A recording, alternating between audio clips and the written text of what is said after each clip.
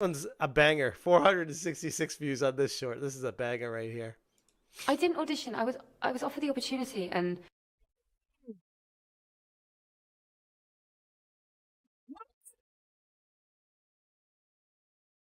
Did you guys just hear how she opened that? What? Whoa! Not just me, right? Like, you guys heard that. This is DEI in a nutshell, encapsulated perfectly. This is wild, and she's admitting it. Listen. I didn't audition. I was offered the opportunity. I didn't audition. I was offered. What the? That was me in my live stream last night when I realized that I stumbled on something that was too amazing to ignore. What's going on, guys? Welcome to another episode of Smash JT. The actress, the lead of Unknown 9 Awakening, Anya Chalotra, had an interview that was aired on CG Monthly's YouTube channel that for some reason was split up into a bunch of shorts where she goes on and on and on saying a lot of words, a lot of nonsense that ultimately ended up saying nothing really at the end of the day. Why wouldn't I want to play this character and especially lend my culture and my that part of myself, Indian part of myself, to this woman of Indian descent. But not only that, she. Except for a couple of tiny little tidbits that I could take away that I was just mind blown from. Hit that subscribe, give me a like, and check out Smash JT's article talking about Anya Chalotra, the lead actress in Unknown 9 Awakening, why this interview exposed way more than they meant to, because she was not prepared at all as to how to even answer the questions. I'm excited for people to hopefully feel empowered by this character who is so grounded, so inspired by things that are outside herself, bigger than her. Chalotra continues in a very cringy and honestly boring as hell tone where I start falling asleep listening to her drag on about literally nothing. Very inspired by Andy Serkis. I've always wanted to be an ape in Planet of the Apes. I love studying animals. Heron is not an animal, but it's in the same world, and I did get to explore a lot more in my body with this character than I have done on screen or in theatre, because of the space. The space allows you and needs you to fully embody But a couple of the things she said really stood out. The interview unintentionally exposed the ultimate hollow nature of her involvement in the game and overall structure of Unknown 9 Awakening itself, ultimately weakening the entire game industry. Throughout the interview, while undeniably a beautiful woman in my humble opinion, Chalotra struggled to even articulate what her role was in the game. Like, she came across as a student who forgot to study for her test. It was a disjointed, combobulated mess, obvious discomfort being displayed, and a lack of understanding or any kind of deeper connection to the project that she had apparently supposedly been working on for months, and she could barely even regurgitate what the game was even about. I didn't audition. I was offered the opportunity, and I jumped at it. I grabbed it with both hands because it's what an amazing opportunity for me to do motion capture. I love working with my body. I didn't audition. I was offered the opportunity and I jumped at it. So this is someone that Kim Belair, the brainchild behind it, the story architect, if you will, of Unknown 9 Awakening, created a story based around someone who would be a marginalized voice, we'll say, with the sole intent of injecting a marginalized voice into a story. Not that she had some amazing idea for a game and that she just had to bring it to life, but she wanted to create a game based around DEI. And what do for the main protagonists? Have them in mind before they even audition for the role and say, hey, doesn't even matter if you're good for this or not, you need to be the person for this game. It was a process. I started with a script, and it was a really detailed script because obviously you can't, so much of the world wasn't formed yet when I got this, or like I couldn't see visuals at least. So it was detailed, and that was what that was my foundation for building this character, was getting to know how she relates to the world and how she relates to the people she meets along the way. And then I was challenged by the ideas and voices in the space and the director, and then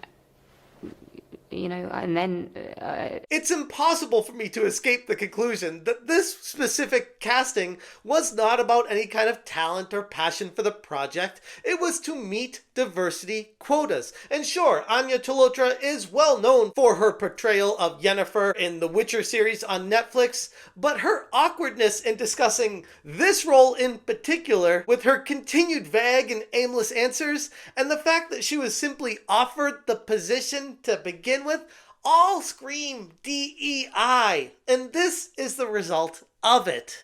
That blew my mind, and was nothing like I had in my head. She's not a gamer, she's not really intent to game, but she'll straight up say, oh yeah, I play games. I played The Witcher when I was acting in that to get used to the role in it. Like, give me a break. You can just say you don't play video games, you're an actress, and you fully embrace the actress part of it. That's perfectly fine too. But don't BS people trying to pretend that you're a gamer when clearly you're not. Yeah, I play. I've played, when I was a kid, I played The Witcher. When I got the part, and that was my first introduction really into how big this world was. And I'm definitely going to play Unknown Nine and play myself, which would be very confusing.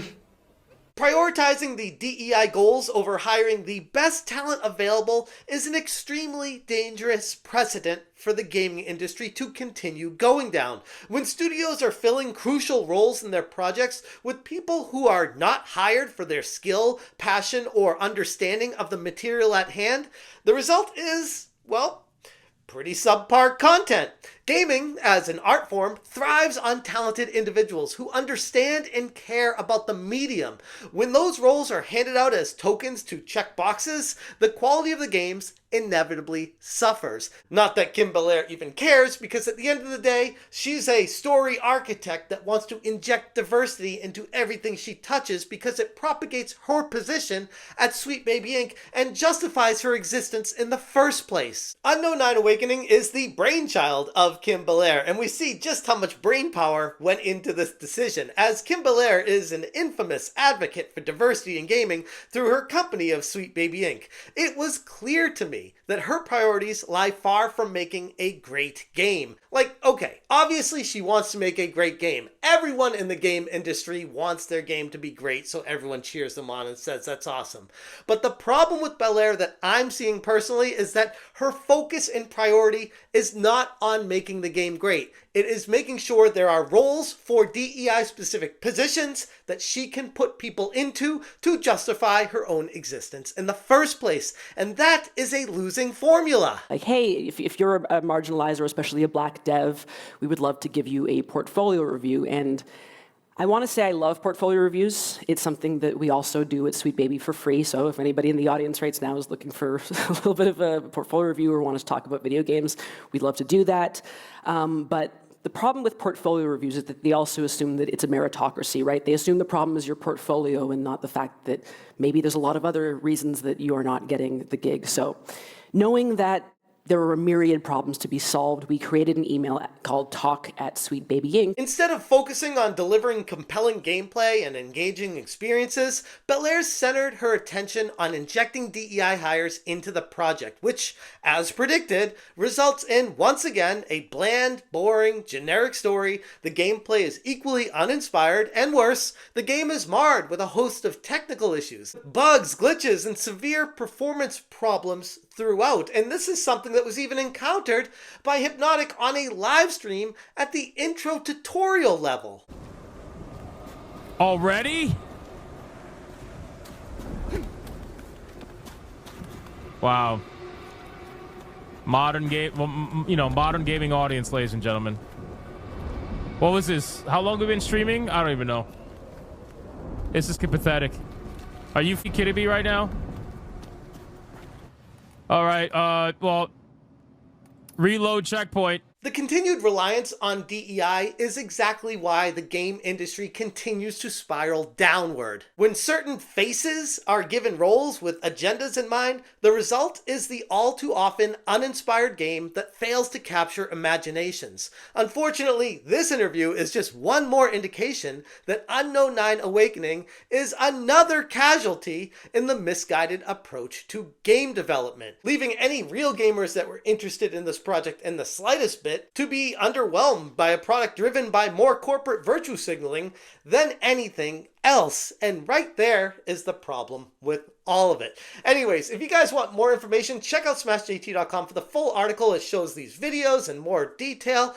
Shout out to thatparkplace.com. John Trent is where I first heard about these, and then Hypno covered it on his channel. And I was like, oh my god, I gotta live stream this. And I went into it thinking it was gonna be just like oh, that's a really silly interview. And then I found out that there were more interviews of her on these clips, and I was like, yikes. It gets worse and worse as I went, and that's ultimately the problem with the DEI injection in these games. Thank you guys so much for watching. If you appreciate what I'm doing, hit that join button, and as always, you stay smashing. A game as diverse as this, with that many voices and that kind of, Smash JT. Smash JT. Smash JT. Smash JT.